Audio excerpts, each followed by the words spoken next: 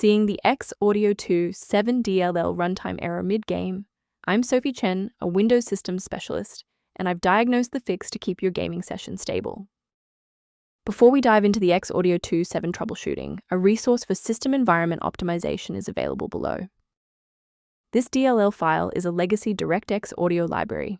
It provides games with high-performance audio mixing and spatial sound effects, essential for the immersive audio experience in PC titles released around 2010. With that context in mind, our first logical step is a clean reinstallation. This error usually means a required graphics runtime file such as the X Audio 2 7 DLL is missing. Use the official Microsoft DirectX End-User Runtime installer to restore legacy DirectX libraries, followed by a GPU driver update if needed. If you're still seeing the missing file notification, we should attempt to force a synchronization between the software and the OS.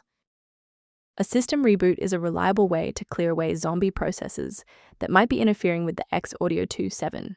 It's a low-impact step that ensures your operating system is starting with a synchronized environment.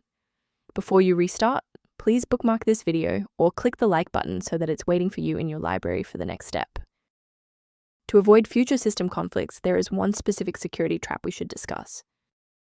Please exercise caution when encountering sites offering free downloads of the X Audio 2 7 DLL, as these files are frequently optimized for the wrong architecture and can introduce persistent threats into your sensitive system directories.